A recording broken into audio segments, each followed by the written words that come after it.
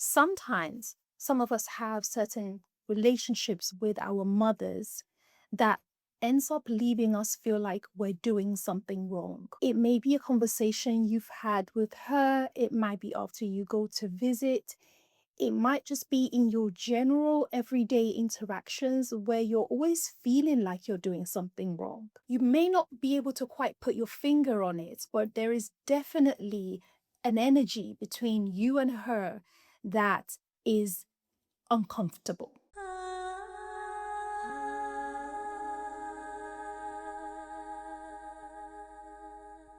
Asalamualaikum all, welcome back to my channel. I pray that you're all in the best of health and iman. If you are new, welcome. My name is Nafisa. I am a certified relational trauma coach. I help high achieving Muslim women heal from relationship trauma and have thriving relationships. So today we are discussing a topic that is quite a sensitive one where we're going to be talking about mothers. And yes, of course, we have to say before we begin that in Islam, yes, mothers are held in high regards. Yes, mothers are people that we should take care of and we try our best to be good to, etc., etc. However, I feel like a lot of the time in our Islamic culture, especially Muslims, not that Islam does this, but Muslims sometimes take this to the extreme to where there is a perfectionist identity assigned to the mother. She can do no wrong ever. And most of us know in reality that that's just not true. Yeah, that's not true. And I come to speak to you as a daughter. I also come to speak to you as a mother. I have two beautiful children, alhamdulillah. And so I too am a mom. So I'm not speaking against myself as a mother. I'm just here to speak the truth and shed some light that sometimes relationship with mothers can be strained and for good reason. And daughters in our community are often gaslighted, belittled, insulted for even having a thought that their mothers could be wrong in any way, shape, or form. And what we are going to be discussing today affects so many areas of our lives. It affects our relationship directly with our mothers, which therefore goes on to affect the way we choose love, whether we stay in love, whether we leave love, whether we leave people in our lives, or we choose to stay in toxic relationships. What we're talking about in today's video is called the mother wound. And by the end of this video, you know exactly what the mother wound is and more enlightenment, maybe for the first time, an understanding of why you behave the way you do. To explain what the mother wound is, let me begin by explaining what it's actually not.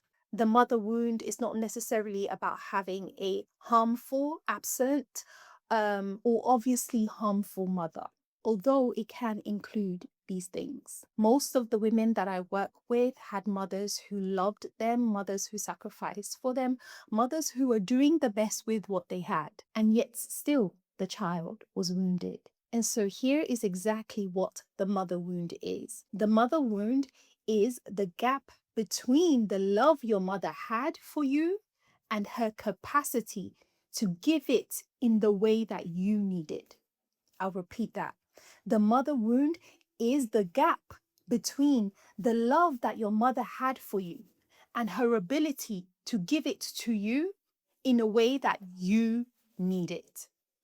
It's a careful line. It's a careful gap. And as we know, human beings are not perfect. So there's no human being that can completely feel you in the way that you fully desire. However, some mothers do a better job at it than others. Not every mother has the ability or the tools to express it in the way that the child needs for them to feel seen or for the child to feel safe, both physically and emotionally, and also for the child to feel accepted and loved and valued. Not every mother has the tools to be able to do that for their child. And when a child does not feel safe, seen, or enough, they adapt, meaning that she learns what she needs to do to come closer to that feeling of being seen, safe, loved, and enough. Over time, the child begins to learn which version of her gets rewarded and gets the love and the warmth and the sense of safety and the sense of being good, a good enough child, the sense of love from her parent, and the child repeats more of the behavior that leads to that. The opposite is also true. The child also learns the part of them that gets shut down, that gets punished, that gets belittled, that doesn't get that positive um, feeling of love that the child is seeking. The child does this unconsciously because this is how we develop bonding, and this is how we learn to, on a biological level, keep ourselves safe. Because when we're children, we need our adults, and the adults in our lives always tend to be our parents. We need them for our survival, right? So sometimes we end up being a certain type of a way is because that's how we've always learned to survive from the time that we were children. And so by the time you grow up, if you don't do a lot of inner work, it's difficult for you to operate in a different way because you've operated in this specific way most of your life because that's how you've learned to receive love. And so essentially, we learn as children and as we're growing up how to earn love. And here's a very important part of this that I want you to understand. You didn't become this way because your mother or your parents were bad people. You became this way because you were a child, and children are wired to attach to their caregivers. So in psychology, there is this term called your primary caregiver, and those are the people who have the top responsibility to take care of you. And for majority of us, that was our parents, that's our mom, and that's our dad. And even in the hierarchy of mom and dad, as culture dictates, most of the time the child tends to spend most of the time with the mother as opposed to the dad if both of them are alive. So you didn't become this way because they were bad parents. You simply became this way because that is biology. That's what happened. We need as children to form bonds with our caregivers so that we have the highest chance of surviving, because if our parents loved us, then we're much more likely to survive because they're going to take care of us and provide for us all that we need for us to survive. So it's literal biology, and it's not something you could have done better as a child. You didn't know any better. Your brain was just doing what it's been wired biologically to do. And for some of us, this looks like becoming a good girl. Like the good girl title, most of us may have had this title growing up, and some of us may not have had the title of a good girl, a good girl. Most of us may remember maybe our parents saying at certain times in our lives we were the difficult child, we were the bad child. But a lot of us, having the good girl title was really a thing that we aspired to being and made us happy, because whenever we did something positive, mom's response back to us was, good girl, well done, good girl, I love you, I'm happy with you. And so we carried this good girl title into our future relationships as well.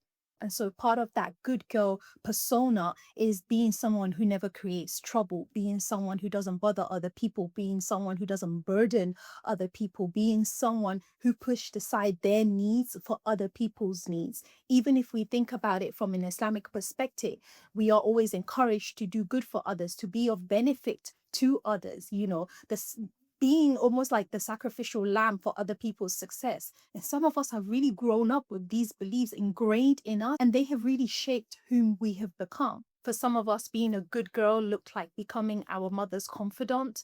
And some of us grew up in households where our mothers didn't have a lot of friends, and they made their children their friends. And so they may have shared with things with us from a young age, things that were not appropriate for a child of our age to have to carry. Sometimes we may have felt like emotionally we were the ones who needed to be responsible, helping them manage their own emotions, even though they were our mothers. So in a strange way, the dynamic of a parent's role just kind of got shifted onto the child. And so you find the child being the emotional managers of the, in psychological terms, what they call the emotionally immature parent.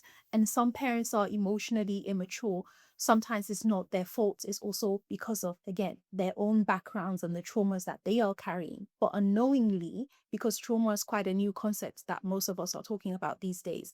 So unknowingly, the mother carries her trauma and she ends up passing it on to her daughter, unintentionally, not meaning it, but it just being her pattern that she's also developed from a young age. So you see this can very quickly become what people call the generational curse, where you can look across your family, you can see that many people have the same patterns within your family. It's not by chance. It's not bad luck, It's not the same shayateen that's been following you for generations. It may be, but most of the time it's not. It's biology, it's psychology, it's just how human beings, train each other. And so the pattern is allowed to continue until somebody breaks that pattern. Now I need you to stay with me here, because the next part I'm going to discuss is going to be very important.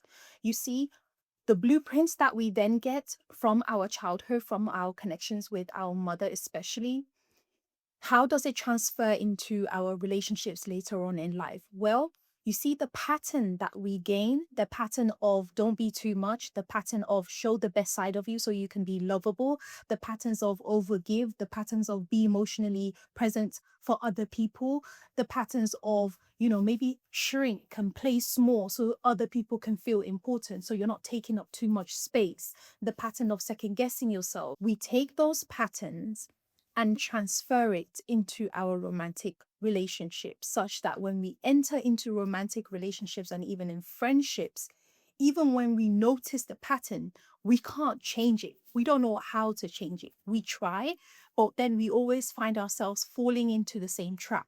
And so that's where you have everybody else around you complaining about this same exact pattern of yours that you have. And then you're questioning yourself and feeling like, am I even good enough because everybody's complaining about this one thing? I want you to know that there's no way that any mother can raise a perfect child. It doesn't exist.